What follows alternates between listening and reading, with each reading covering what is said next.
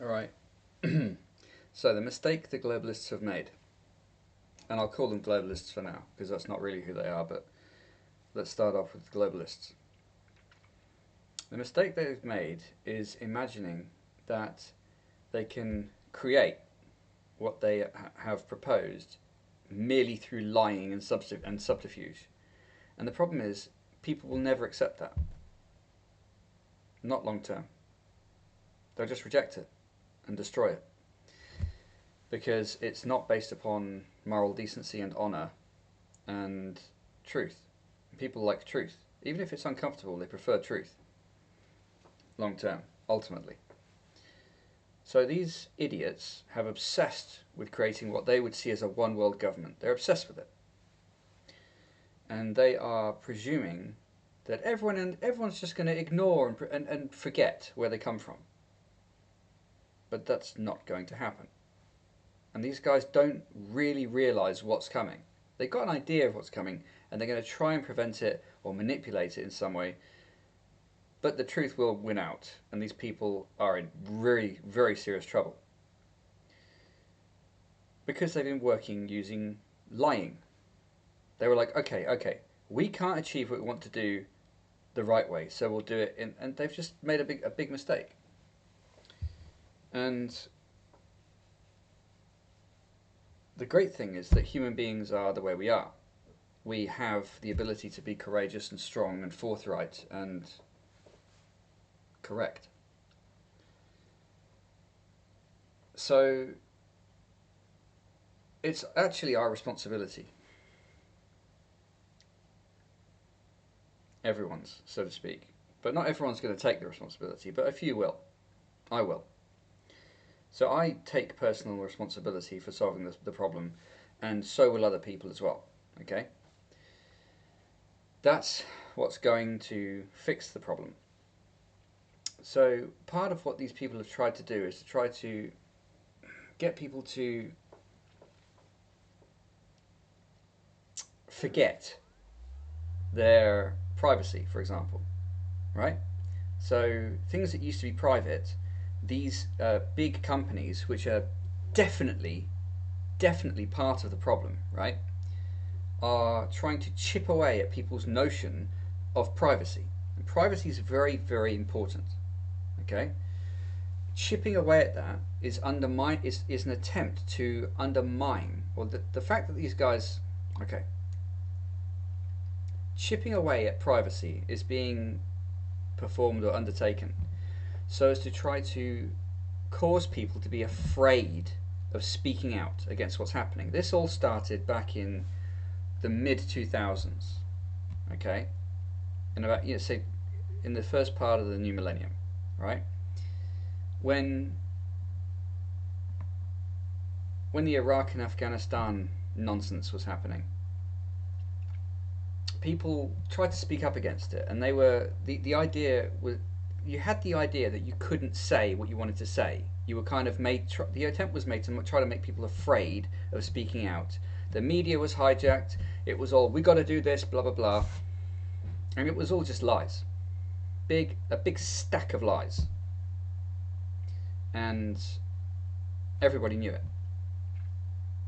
And that's when the corruption became evident. Something which had been dormant for a while had come to the fore. And I saw it happen. People who were born later on won't have seen it, but they will have seen the results, and they are noticing it.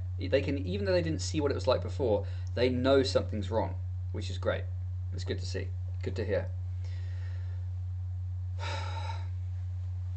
When I use Microsoft now, Microsoft Windows, I am absolutely forced. They crept it in slowly, but now you're forced to declare who you are when you're using a particular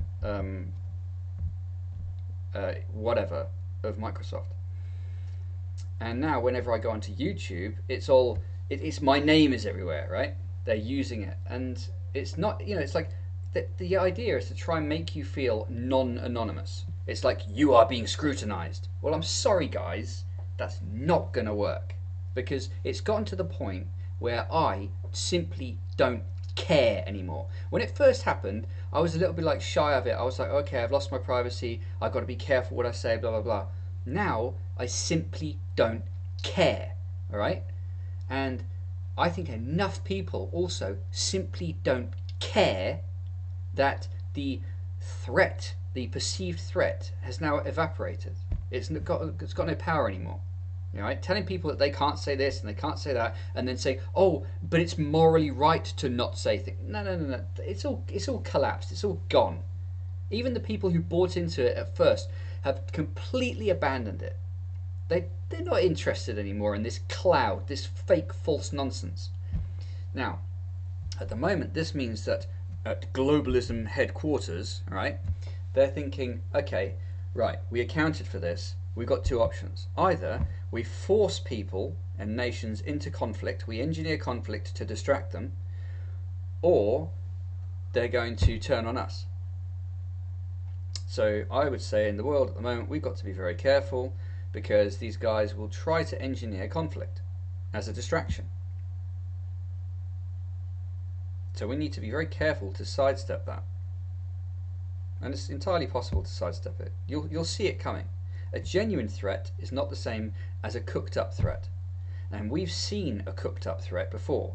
So I think that enough people are wise to it that it won't work.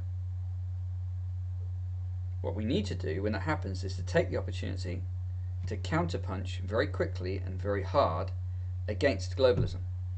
Take absolute control of our countries and rid them of the globalist issue completely. Because it's only a small fraction of people who have decided they want to impose this one world government and destroy everyone else's countries in the process. That's what they really want. And that's not going to happen. And we can fix it. We can use their hubris, their overconfidence against them. But we have to do so. We have to have the courage. We have to believe that we have the right and the responsibility to do so. And we do. Okay? People are afraid at the moment. They're afraid of taking responsibility. Well, that's great. In a way. It's not great. I don't like it, but the fact is that it sorts the wheat from the chaff, because it means at first, when this nonsense came to the fore, a lot of people bought into it and they were like, oh, but it's morally this and it's morally right to do this. Now people don't care anymore. The same people who bought into it are now afraid. They're like, oh, they're just, they don't think. They're not doing anything with their brains. They're like, something's wrong. They don't know what it is. But real people who have the intelligence and the feeling of responsibility necessary are able now to take responsibility and lead those people in the right way. Not the wrong way, in the right way. Now, people who do such will be labelled this and labelled that and labelled the other, but it really doesn't matter, because enough people now realise that the game is up, that they are ready to actually follow proper leadership, the type of leadership they've been convinced is bad for them their whole lives, so that these nasty globalist twits could try their game. So this is it's been crap to grow up watching this happen, but it's a great opportunity. This is a time to move forwards into real, decent, positive, strong times. And I'm happy about that. But I feel I feel obligated to comment on this, and I would hope that someone in globalism headquarters is aware of the videos I'm making. And I would hope that eventually I'll get some sort of traction and let some more people know that they're not alone in this regard. But ultimately, I don't need it. All right? Those in globalism headquarters, HQ, would like for people to be dependent upon things like YouTube. Dependent. Yes, we've got control of how people communicate now. Ha ha ha. But it won't be that way. These guys will be sitting, monitoring people electronically, and they're real people who are going to sort the problem out and not going to use electronic devices. Not going to be going, oh, I've got to organise what I'm doing by phone. They'll do it in person. Now, there was an attempt to try to force as many people as possible into the mindset of depending upon technology during this COVID nonsense. Okay? That was to try and encourage people, and it only works on the weak-minded, which they presume everyone is, which is a big mistake. The idea was to try to make everyone dependent upon electronic stuff that these globalist twits are basically in charge of and can monitor all the time. They think that they've got the control over the entirety of humanity, and they sit there quietly, manipulating. I'm sorry, it's not going to work. You guys are toast. Okay? So the people who actually do solve this problem are not going to be sitting there organising on a group on my phone, because the moment they try and do that, they're screwed. It's all going to be done au naturel, the old style way, and it's going to be great. And it's going to happen in a lot of places, and these globalist idiots aren't going to have a look in. They're not even going to be able to do anything about it, because it'll be completely organic and a complete and utter pure response to their lying and deceit. They're in for a rough ride, and it's no one's fault but their own.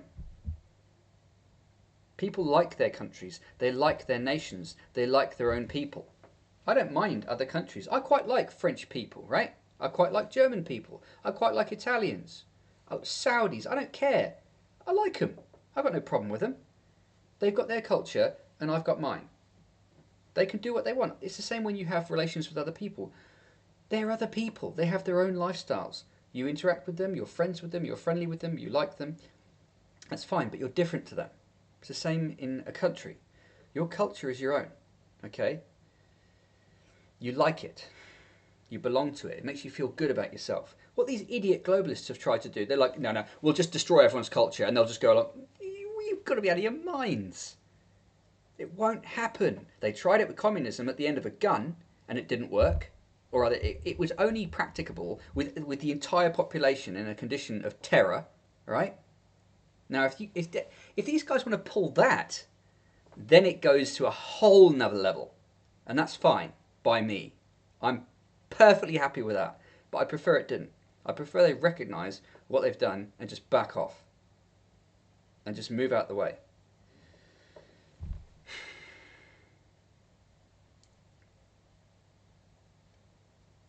They've tried to do it through sneaky means now, but people are not just going to abandon their culture and heritage. It's not going to happen. It's who they are. You can't do anything with that. People love who they are, all right? I may think Italians are pretty highly strung, but let them do it. That's their business. It's how they live. It's who they are. You going to take that away from them? The English, we have our own cultures and customs and way of being. You really think that by swamping us with immigrants, it's just going to disappear the heritage of the strongest empire the world's ever known? You think we're just going to give it up? You guys are out of your minds. Not going to happen, boys and girls. Not going to happen. You may think I'm just talking. I'm sorry, but I'm committed. I love my country, and I'm getting it back. No matter what anyone says. And I'll do it by the means I deem correct. Because I want to do it for my people, for my country. Because I love my country. Like I said before, I belong to it, it belongs to me. And I know there's a hell of a lot of other English people who feel exactly the same as I do. Globalism is over. We just have to make it a fait accompli. A done job. So, anyone else who understands what I'm talking about,